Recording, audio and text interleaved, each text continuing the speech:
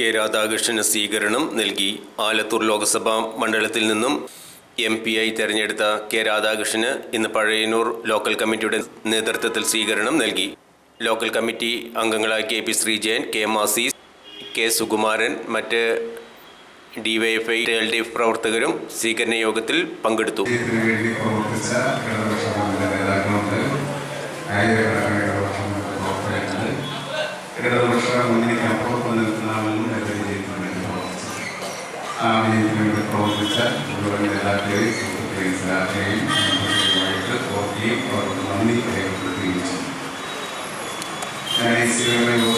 സമയമെടുത്ത് സംസാരിക്കുന്നത് ഇന്ന് 3 മണ്ഡലങ്ങളാണ് സ്വീകരണ പരിപാടി അറിയിച്ചത്.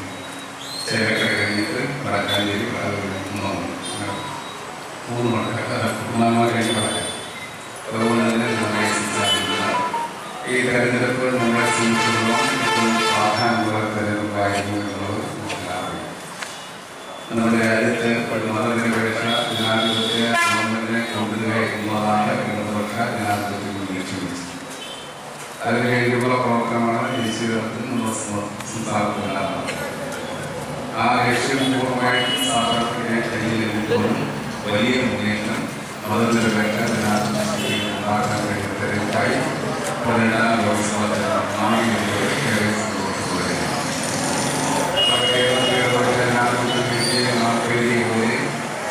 വലിയ മുന്നേറ്റം ഉണ്ടാക്കാൻ കഴിഞ്ഞില്ലായിരുന്നത് എല്ലാവരും മനസ്സിലാക്കി. കഴിഞ്ഞ 2019 തെരഞ്ഞെടുപ്പിലും ഇടതുപക്ഷ ജനാധിപത്യത്തിൽ പാർലമെന്റ് തെരഞ്ഞെടുപ്പിൽ സീറ്റ് മാത്രമാണ് നമുക്ക് ലഭിച്ചത്. 2024 തെരഞ്ഞെടുപ്പിൽ സീറ്റ് തന്നെയാണ് ലഭിച്ചത്.